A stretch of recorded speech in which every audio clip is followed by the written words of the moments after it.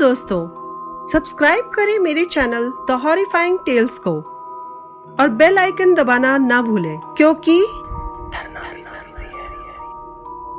मैं लाई हूं आपके लिए पंजाब के संगरूर की लाइब्रेरी का एक सच्चा किस्सा। यह घटना चारू के साथ हुई, जिन्होंने हमारे साथ अपना अनुभव शेयर किया। बात तब की है जब वह गर्ल हॉस्टल में पढ़ती थी। उनके एग्जाम आने वाले थे और सब लड़कियां मिलकर पढ़ाई करती थीं। रात के समय वह लाइब्रेरी में पढ़ रही थीं। पढ़ाई करते करते रात के 12:30 बज चुके थे। उस लाइब्रेरी में केवल 6 ही लड़कियां थीं। तभी उनमें से एक लड़की, जिसका नाम सीमा था, वह बोली, बस यार, बहुत पढ़ाई कर ली, अब थोड़ा मूड फ्रेश कर लेते हैं। लाइब्रेरी में चारों तरफ सन्नाटा छाया हुआ था और सारा हॉस्टल शांत था। फिर वह बोली, चलो कोई खेल खेलते हैं, इससे मूड भी फ्रेश हो जाएगा। सभी ने हाँ कर दी। उनमें से एक लड़की, जिसका नाम नेहा था, वह बोली कि चलो किसी आत्मा को बुलाते हैं। यह कहकर वह अपने कमरे से ओजा बोर्ड ले आई। यह बोर्ड आत्मा बुलाने के काम आता है। उस बोर्ड पर A to Z तक के अल्फाबेट और 0 से 9 तक के नंबर और किनारों पर यस और नो लिखा हुआ था। उनमें से एक लड़की ने बोर्ड के चारों तरफ मोमबत्तियां जला दी। वहां चारों तरफ सन्नाटा होने की वजह से डर भी लग रहा था। मोमबत्ती जलाने के बाद उन्होंने वहां की लाइट भी बंद कर दी। अब वहां का माहौल और भी डरावना हो चुका था। फिर नेहा ने अपनी जेब में से एक सिक्का निकालकर बोर्ड के बीचों बीच रख दिया। उनमें से 2 लड़कियां तो इतना डर गई कि वह अपने कमरे में चली गई। बाकी बची लड़कियों से नेहा ने कहा कि तुम सब डरना मत और यहाँ से हिलना मत, वरना आत्मा तुम्हें नुकसान पहुंचा सकती है। यह कहकर नेहा ने सिक्के पर हाथ रख दिया और फिर बोली कि कोई आत्मा है यहाँ पर।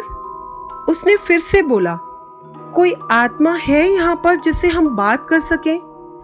अचानक सिक्का वहां से हिला। सिक्के को हिलते देखकर लड़कियां और भी डर गईं, क्योंकि वहां पर फिर अजीब सी आवाजें आने लग गई थी। चारों तरफ सन्नाटा था तो वो आवाजें भी बड़ी अजीब सी लग रही थी और वह साफ महसूस कर रहे थे कि वहां कोई है। अचानक किसी के जोर से गिरने की आवाज आई। सब एकदम से बुरी तरह से डर गए। फिर सीमा ने कहा कि अरे डरो मत, शायद कोई किताब गिर गई होगी। लेकिन उसके बाद धीरे धीरे किसी के चलने की भी आवाजें आनी शुरू हो गई। नेहा ने डर के मारे चिल्लाते हुए कहा कि कोई भी लड़की अकेले मत भागना। उसके कहते ही सब डर गए। डर से सबको पसीने आ गए। उनमें से अचानक एक लड़की उठी और दरवाजे की तरफ भागने लगी।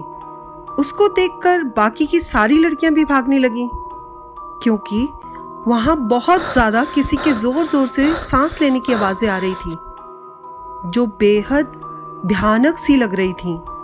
सब लड़कियां समझ चुकी थी कि वहां कोई बुरी आत्मा आ चुकी है और अब उन सब को मार डालेगी। बहुत कोशिश करने के बाद जब दरवाजा खुला तो वो सारी लड़कियां भाग गईं, लेकिन चारू, जो थोड़ा सा पीछे रह गई थी, वह दरवाजे तक पहुंच नहीं पाई और अचानक दरवाजा तेज आवाज करके बंद हो गया।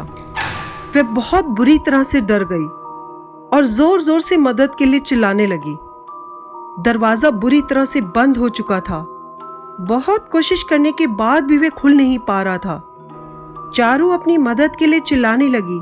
अचानक उसे लगा कि उसे कोई जोर से खींच रहा है। वह बहुत ज्यादा रोने लगी और डर गई। फिर उसने पूरी ताकत लगाकर दरवाजे को खटखटा दिया। फिर सभी ने मिलकर बहुत मुश्किल से लाइब्रेरी का दरवाजा खोल दिया और चारू को बाहर निकाला। उसकी हालत देखकर सब हैरान रह गए। उसने रोते हुए सारा किस्सा सुनाया। उसके बाद आज भी उस भयानक रात के उसे डरावने सपने आते हैं। तो दोस्तों, आपसे भी मैं यही कहूंगी कि भूत कभी भी कहीं भी आ सकते हैं, इसलिए उन्हें कभी परेशान नहीं करना चाहिए।